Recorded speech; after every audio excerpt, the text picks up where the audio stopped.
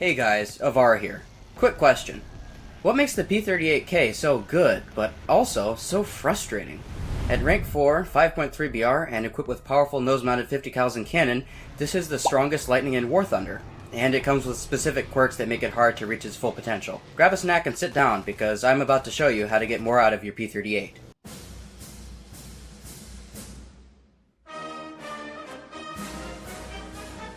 The difference between this and every other Lightning is the roided up engines, each delivering over 1860 Mustangs worth of freedom.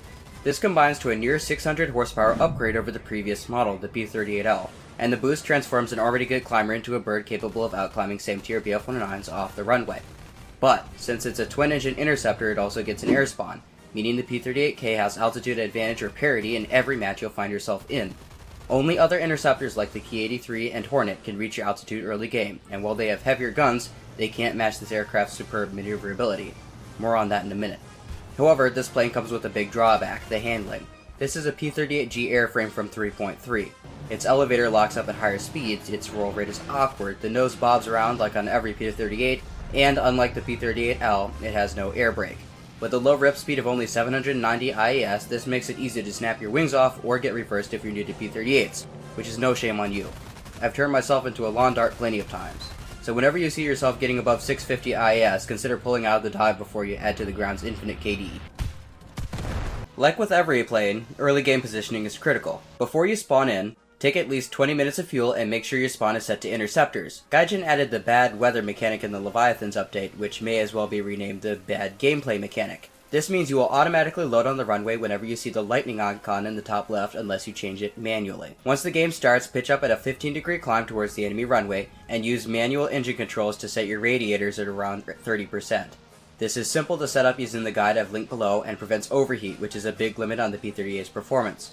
Don't worry about mixture, supercharger, or anything else, the 38 will handle them for you. However, these radiators have high drag. It will hurt your top speed, so when you need to go fast, consider switching back to auto mode, which closes them all the way on wet. Keep your eyes peeled as you climb and watch the kill feed. If a bunch of enemies rush low, you can play more aggressively. If you're already at 18,000 feet and few are spotted, there's likely a big group of enemies in the back line. This plane can deal with one enemy above it, but you'll want to avoid getting run down by multiple guys, and due to the airspawn and high altitude performance, you have the means to keep the altitude advantage if you need to. Once you get position above enemy fighters, use it. Getting early game kills and forcing the enemy low is what wins games, but you have to pick the right targets.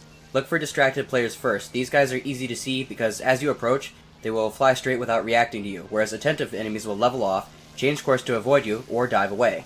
If you can attack AFK or inattentive climbers without sacrificing too much position, do so. You'll get more early game kills and swing the balance for your team. However, avoid going for bombers. This is a fragile plane. One hit can cause significant damage to coolant or worse, black your tailplane. This plane gets severely damaged easily, and this condition will result in you being booted from your plane at the end of the match, no matter if you win or lose. So if you see this on your screen, get to the base ASAP. You'll also get free early game frags with energy traps. I've made a guide about this already, but briefly, you fly towards an enemy on lower energy and see if he pitches up for you. If he does, you go off to the side, make a climbing spiral to keep yourself out of his gun's range and run him out of speed, and once his nose drops, you come in and frag him.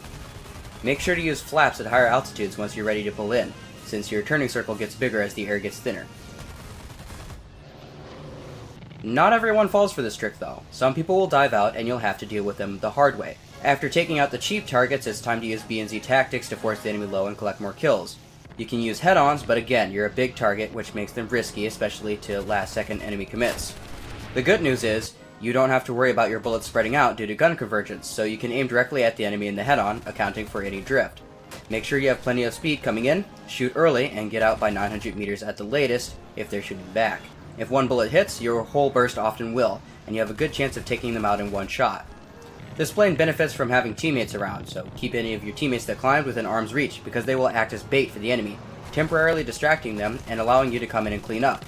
Reading the flow of battle is crucial. You have to anticipate where the enemies are coming from.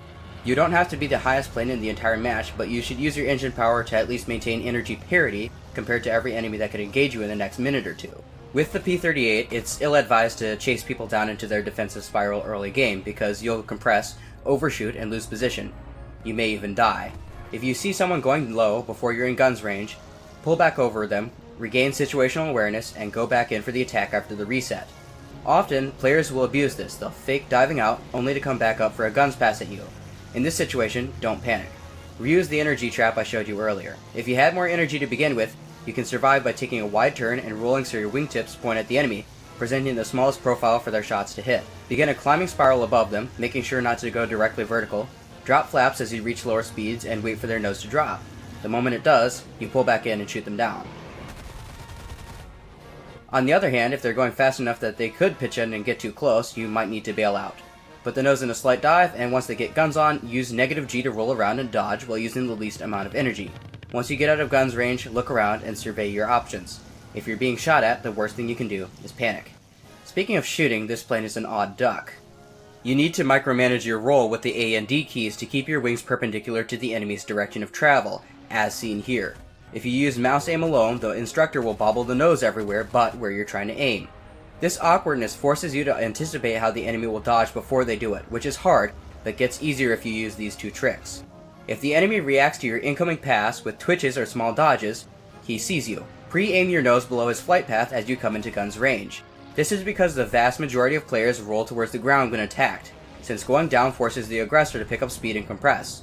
But since the maneuver is so common, it's easy to predict, and you can take them by surprise with a well-aimed burst. On the other hand, if they're following a friendly, pre-aim your nose in the direction of your teammate as you set up your pass. Tunnel vision players will bob and weave to follow their target, which can catch you by surprise if you're not expecting it, but in turn makes them predictable if you're aware of your teammates' movements. Still, we all make mistakes. If you lose too much energy, it's best to run into a friendly direction if possible, regain that altitude, and come back into the fight rather than rushing in from a bad position.